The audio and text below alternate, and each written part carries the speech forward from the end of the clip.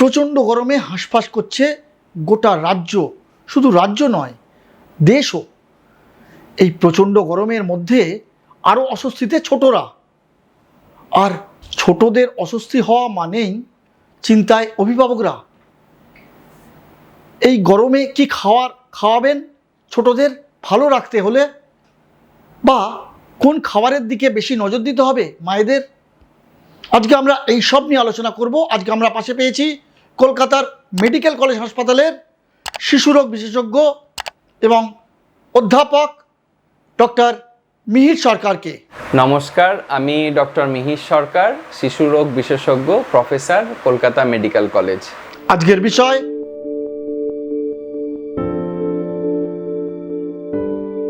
সত্যি এই মারাত্মক গরম, যেখানটাতে বাইরে 40 থেকে 41 ডিগ্রি টেম্পারেচার চলছে, বড়দের যেমন অসুবিধা হচ্ছে, শিশুদের আরও বেশি অসুবিধা হচ্ছে।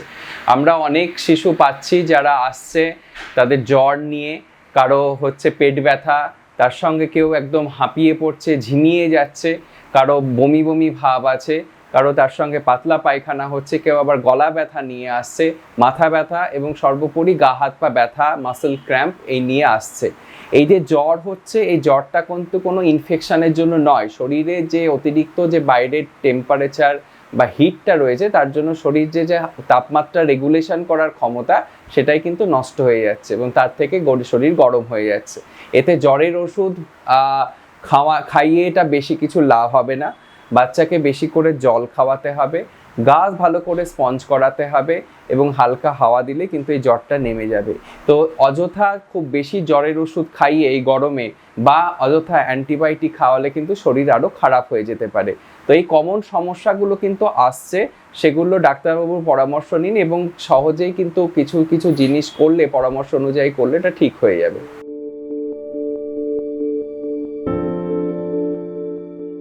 এই জ্বরটি আগের থেকে অনেকটাই আলাদা। বাচ্চা অন্য সময়তে যখন ঠান্ডা একটুখানি জল টল খাচ্ছে, তারপরেও কিন্তু ও অনেকটাই ঠিক হয়ে যাচ্ছে যখন অ্যাডিকুয়েট হাইড্রেশনটা হচ্ছে বা একটু খাবার খাচ্ছে। যখনই দেখা ইন বিটুইন যখন জ্বর থাকছে না, তখন বাচ্চা খেলাধুলো ঠিকঠাক করছে। অন্যান্য সমস্যা যখন আমরা পাই যে তার সঙ্গে খুব সর্দি কাশি বা অন্যান্য ইনফেকশনের যে লক্ষণগুলো থাকে, সেগুলো কিন্তু আমরা এখনকার যে জ্বরটা হচ্ছে তাতে পাচ্ছি না। এবং এই জ্বরটা মূলত এই তাপমাত্রার এত পরিবর্তন, এই যে বাইরে হিট ওয়েভের জন্যই হচ্ছে। বাচ্চাদের যে থার্মো রেগুলেশন আমরা যেটা বলি, যে তাপমাত্রা বাড়লে যে শরীরের যে তাপমাত্রা রেগুলেশনের ক্ষমতা, সেটাই কিন্তু নষ্ট হয়ে যাচ্ছে এবং তার জন্য জ্বরটা আসছে। এই জ্বরটা অন্তত ছোঁয়াচে নয়, কিন্তু এর সঙ্গে যেটা বুঝতে হবে যে আমরা এখন কিছু পাচ্ছি যেটা মামসের যে একটা প্রভাব এবং একটা সব জায়গাতে একটা এপিডেমিক একটা হচ্ছিল অল ওভার ইন্ডিয়া, সেটা ওয়েস্ট বেঙ্গলেও হচ্ছিল। সেটা কিছুটা কম, কিন্তু এখনও আমরা বেশ কিছু পেশেন্ট পাচ্ছি যারা কানের নিচে ফুলে যাচ্ছে, গলার কাছে ফুলে যাচ্ছে, ব্যথা হচ্ছে, খাবার খেতে কষ্ট হচ্ছে। তো সেই ধরনের যদি লক্ষণ দেখা যায় তাহলে কিন্তু সেটা ছোঁয়াচে। সেরকম হলে কিন্তু বাচ্চাকে স্কুলে অন্যান্যদের থেকে একটু দূরে রাখবেন, স্কুলে পাঠাবেন না, সেগুলো কিন্তু বজায় রাখতে হবে, সেটা ছোঁয়াচে।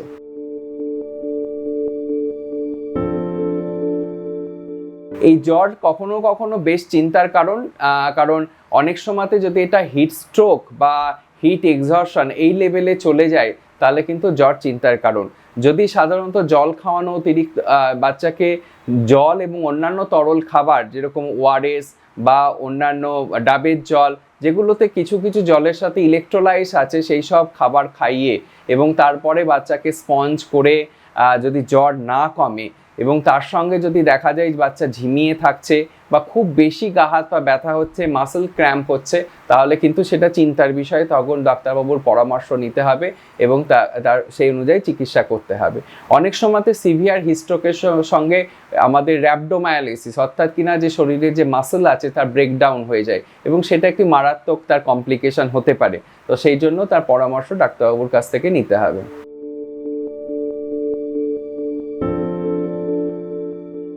চাল জাতীয় খাবার এর সহজপাচ্যতা অনেক বেশি, তাতে হজম, বিশেষ করে আমাদের বাঙালিদের যাদের চাল জাতীয় খাবারই আমাদের প্রধান খাদ্য, সেখানে এরা সহজপাচ্য হওয়ার জন্য বেশি করে খাওয়া যদি যায় তাহলে তাতে অসুবিধা হওয়ার সম্ভাবনা কম। কিন্তু কেউ যদি গমের খাবার রেগুলার খেয়ে অভ্যস্ত হয়ে থাকে, তার জন্য আলাদা করে বন্ধ করার এই গরমের জন্য দরকার নেই। যদি না কোনো পেটের গন্ডগোল হয়, কোনো পাতলা পায়খানা হচ্ছে বা বমি হচ্ছে বা ক্র্যাম্প হচ্ছে, তাহলে তাছাড়া বন্ধ করার কোনো কারণ নেই।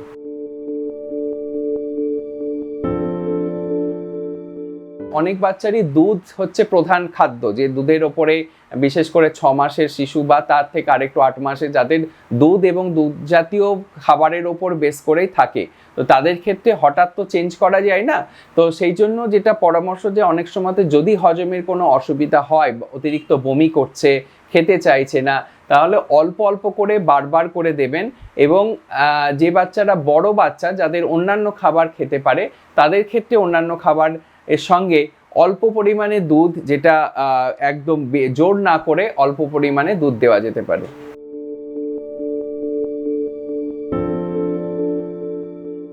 পান্তা ভাতের ক্ষেত্রে যাদের রেগুলার খেয়ে অভ্যস্ত হয়তো আছে, বা যাদের রেগুলার বাড়িতে অনেক সময়তে অনেক পরিবারে বা অনেক সোশিও ইকোনমিক কন্ডিশনে হয়তো খায়, তো সেক্ষেত্রে যদি এখন প্রবলেম হচ্ছে যে এই সময়তে যদি গরমকালের সময়তে যদি ভাত এইভাবে রেখে দেওয়া হয় পান্তা ভাত, তাহলে কিন্তু ভাত নষ্ট হয়ে যাওয়ার সম্ভাবনা থাকে, একটা পচন প্রক্রিয়া শুরু হয়ে যেতে পারে। সেই সময়তে যদি খাওয়ানো হয়, তাতে কিন্তু হিতে বিপরীত হতে পারে এবং বাচ্চা কিন্তু আরও বেশি অসুস্থ হয়ে যেতে পারে। একটা ডায়রিয়া, ডিসেন্ট্রি হতে পারে, ভমিটিং হতে পারে, গ্যাস্ট্রাইটিস হতে পারে।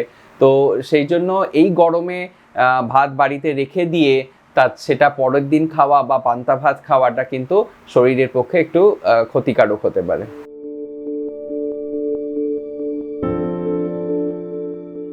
চাউমিনও একটু তেলে ভাজা যেটা খাবার, এবং তার সঙ্গে যদি রিচ হয় তাতেও কিন্তু অসুবিধা হতে পারে। এ সময় বলবো একদম হালকা খাবার, কিছু চাল জাতীয় খাবারই দিন টিফিনে। আর চাউমিন, বার্গার বা কোনো তেলের খাবার যেটা কড়াভাবে ভাজা, সেগুলো অ্যাভয়েড করে চলুন। বাচ্চা এগুলো খেতে চাইবে, কিন্তু বাড়ির বড়দের সেটা বুঝতে হবে এবং বাচ্চাকে বোঝাতে হবে, এবং অন্যান্য তার রিপ্লেসমেন্ট অন্য কিছু খাবার দিয়ে বাচ্চাকে সেটা প্রয়োজনটা মেটাতে হবে। এই জাতীয় খাবার একদমই এ সময়তে অ্যাভয়েড করতে হবে, কারণ এগুলো খেলে আরও বেশি অসুবিধা হতে পারে। যেরকম হজম প্রক্রিয়াটা খুবই দুর্বল হয়ে পড়ে, সেটা এই জাতীয় খাবার খেলে আরও বেশি পেটে ব্যথা, বমি এবং তার সঙ্গে পাতলা পায়খানা হওয়ার সম্ভাবনা বেশি, এবং তাতে ডিহাইড্রেশন আরও অতিরিক্ত হয়ে যাবে এবং বাচ্চা খুবই অসুস্থ হয়ে পড়বে।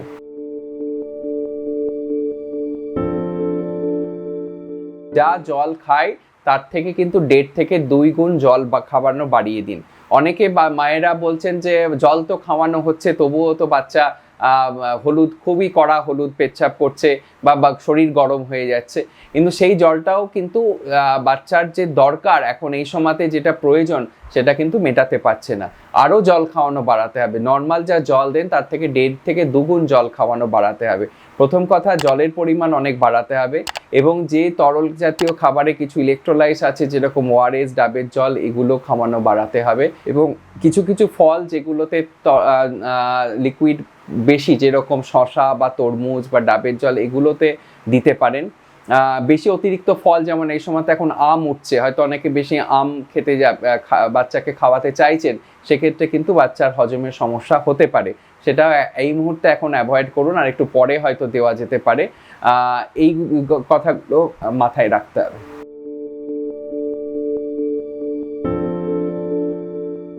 ইউরিনে বেশি কনসেন্ট্রেটেড, যেটা জলের অভাবের জন্যই হচ্ছে।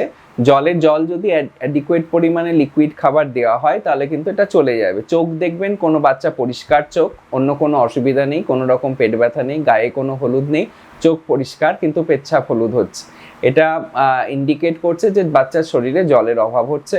জল খাওয়াতে হবে বেশি করে, যেটা আমি আগেও বলেছি যে যা জল খায় তার থেকে 2 গুণ জল খাওয়াতে হবে, জলের পরিমাণ বাড়াতে হবে, এবং তার সঙ্গে অনেক সময়তে এই ওআরএস বা ইলেকট্রোলাইট জাতীয় খাবার কিছু দিতে হবে।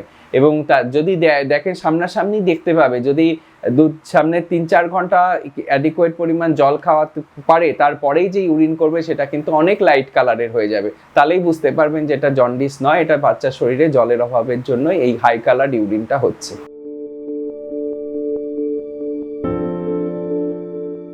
এখন যা গরম পড়েছে, এসি ছাড়া হয়তো অনেকেই থাকতে পারবেন না, কারণ অনেকে যাদের ওপরের দিকে ঘর আছে এত হিট হয়ে যাচ্ছে যে থাকা সম্ভব নয়। কিন্তু কিছু জিনিস মেনে চলতে হবে। 1 নম্বর, যে এসির যে ফিল্টার সেগুলো পরিষ্কার করতে রাখতে হবে, সেগুলো যেন সেখান থেকে কোনো জীবাণু না ঢুকতে পারে এটা দেখতে হবে। 2 নম্বর হচ্ছে টেম্পারেচার কন্ট্রোল করতে হবে, যেগুলো খুব যদি ছোট বাচ্চা থাকে, 6 মাসের নিচের বাচ্চা থাকে, কিন্তু 27 থেকে 26 থেকে 28 এর মধ্যে টেম্পারেচার রাখতে হবে। একটু বড় বাচ্চা থাকলেও তাকে 24 থেকে 26 এর নিচে কিন্তু টেম্পারেচার রাখা যাবে না। আবার যেটা খুব মাথায় রাখতে হবে, যে বাচ্চা হঠাৎ করে গরম থেকে এসির মধ্যে ঢুকে গেল ঘাম গায়ে, বা খুব গরম থেকে এসিতে, বা এসির ঠান্ডা থেকে হঠাৎ করে বাইরে বেরিয়ে এসে খুব খেলাধুলো করলো, তাতে কিন্তু ক্ষতি আরও বেশি হবে। এবং তাতে এই টেম্পারেচার চেঞ্জের জন্য বাচ্চার গলা ব্যথা, কাশি, সর্দি হতে পারে এবং তা অসুস্থ হয়ে পড়বে।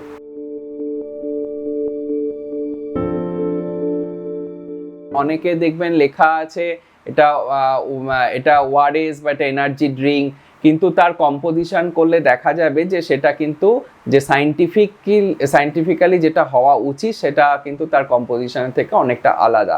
তো সেই জন্য যখন আপনি এটা খাওয়াচ্ছেন বাইরে থেকে বা দোকান থেকে নিয়ে নিলেন, ওভার কাউন্টার থেকে, ওষুধের দোকান, বা এখনও হয়তো অনেক এমনি বাইরের দোকানেই গরমে পাওয়া যাচ্ছে, তো এইগুলো, এই এনার্জি ড্রিঙ্কগুলো কিন্তু একটু অ্যাভয়েড করে চলবেন। কারণ এতে অনেকের ক্ষেত্রে দেখা যায় যে খুব অতিরিক্ত সুগার আছে, সুগার থাকার জন্য বাচ্চার হঠাৎ করে দেখবেন ইনস্ট্যান্ট এনার্জি পাচ্ছে, কিন্তু ইউরিন হয়তো হঠাৎ করে খুব বেশি হয়ে গেল, কিন্তু তার থেকে ডিহাইড্রেশন হয়ে যাবে।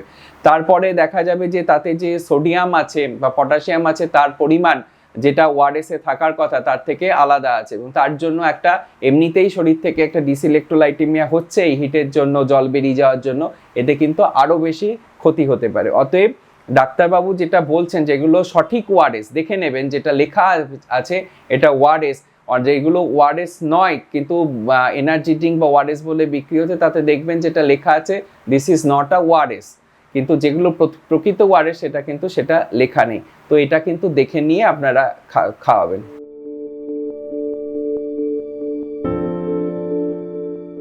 প্রচণ্ড ঘেমে যাওয়া মানে শরীর থেকে জল বেরিয়ে যাচ্ছে প্রচণ্ড পরিমাণে। যদি অতিরিক্ত জল বেরিয়ে যায় তাহলে সেই জলটাকে কিন্তু শরীরকে আবার দিতে হবে, এবং তার জন্য খুব মাঝে মাঝে জল খাওয়াতে হবে।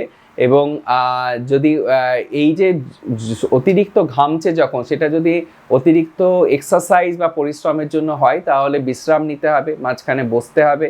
তারপরে আবার যদি করতেই হয় কোনো কাজ, তাহলে কিছুক্ষণ বিশ্রাম নিয়ে তারপরে আবার করা উচিত। একটানা এই ঘাম হতে থাকলে হিট এক্সহশন হয়ে যাবে।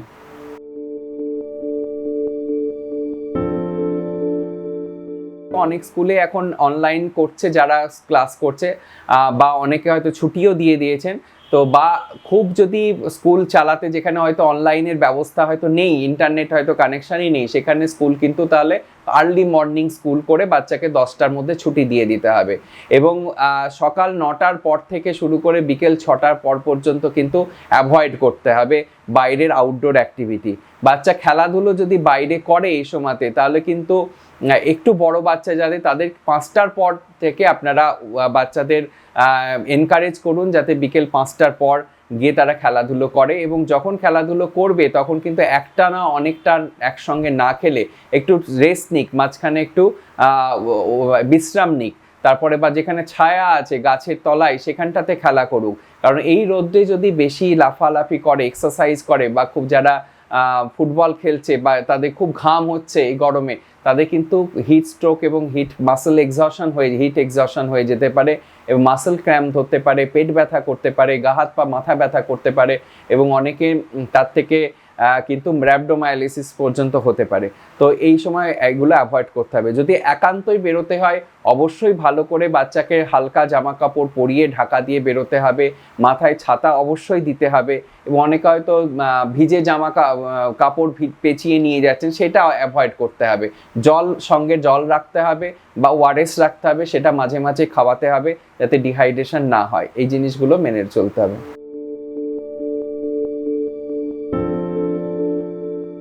বাড়িতে খুব হালকা খাবার দিতে হবে, সহজপাচ্য হালকা খাবার। অযথা তেলে ভাজা খাবার বা বাইরের কোনো ফাস্ট ফুড একদম দেওয়া চলবে না। বাচ্চাকে কোনো হঠাৎ করে গরম থেকে এলো, তারপরে আইসক্রিম, কোল্ড ড্রিঙ্কস বা বাইরে কোনো শরবত এগুলো খাওয়ালো, সেগুলো বাচ্চারা খুবই কিন্তু ওই বাইরের এগুলো দেখে অ্যাট্রাক্টেড হয়ে যায়, সেগুলো দেওয়া চলবে না। বাইরে অনেকে করছে যে আখের রস দিয়ে দিই, বাইরের দোকান থেকে কিনে যে বাইরে যেটা ঠেলা গাড়িতে করে আখের রস বিক্রি করছে, এতে কিন্তু কন্টামিনেশন এবং পেটে ইনফেকশন হওয়ার সম্ভাবনা অনেক বেশি, এবং তাছাড়াও হেপাটাইটিস হওয়ারও সম্ভাবনা থাকে, কারণ এইগুলো খুব যে জলে ধোয়া হয়, অপরিষ্কার করে রাখা হয়, সেগুলো অ্যাভয়েড করে চলতে হবে। কোনো বাইরের কোনো অনুষ্ঠান বাড়ি বা বিয়ে বাড়িতে রিচ ফুড খাবার এগুলো কিন্তু অ্যাভয়েড করে চলতে হবে। এছাড়াও যেগুলো মানতে হবে যে জামা কাপড় পরার ক্ষেত্রে যে বাচ্চাদের হালকা জামা কাপড় পরান, সুতির জামা কাপড় পরান এবং খুব চড়া মানে কালারটা খুব হালকা কালার পরান, যাতে হিটটা জামা কাপড় বা মধ্যে অ্যাবজর্ব না হয়ে থাকে, এইগুলো মেনে চলতে হবে। বাচ্চাকে খুব একবারে বেশি না খাইয়ে অল্প অল্প করে বারবার খাওয়ান। যদি না খেতে চাই কখনো জোর করে দিয়ে করবেন না, তাতে কিন্তু আরও বেশি অসুস্থ হয়ে যাবে এবং বমি করে দিতে পারে। তাই এইগুলো খাবারের বিষয়ে মেনে চলতে হবে। বারবার করে জল দিন, শুধু জল ছাড়াও যেসব তরল জাতীয় খাবারে কিছু ইলেকট্রোলাইটস আছে, যেরকম ওআরএস বা ডাবের জল বা বাড়িতে নুন চিনি তার সঙ্গে লেবু দিয়ে শরবত করা, এগুলো কিন্তু দিতে পারেন। এই খাবারের বিষয়ে এই কথাগুলো মেনে চলতে হবে। অসংখ্য ধন্যবাদ ডক্টর মিহির সরকারকে আমাদের মূল্যবান সময় দেওয়ার জন্য। আমার এই বিষয়ে আরও পরামর্শ জানতে দেখতে থাকুন মেডিটিপস। আপনারা কি ধরনের ভিডিও দেখতে চান লিখে জানান আমাদের, আমরা চেষ্টা করব সেই ধরনের ভিডিও আপনাদের জন্য করে আনার। এবং হ্যাঁ, যারা মেডিটিপস এই চ্যানেলটিকে এখনও সাবস্ক্রাইব করেননি তারা সাবস্ক্রাইব করে নিন আমাদের এই চ্যানেলটিকে, এবং পাশে থাকা বেল আইকনটিকে প্রেস করে দিয়ে অল বাটনটিকে ক্লিক করে দিন। আর যদি ভালো লাগে এই ভিডিওটি অবশ্যই শেয়ার করুন এই ভিডিওটি, কারণ আপনার শেয়ার করা এই ভিডিওটি হয়তো আরেকজনের উপকারে আসতে পারে।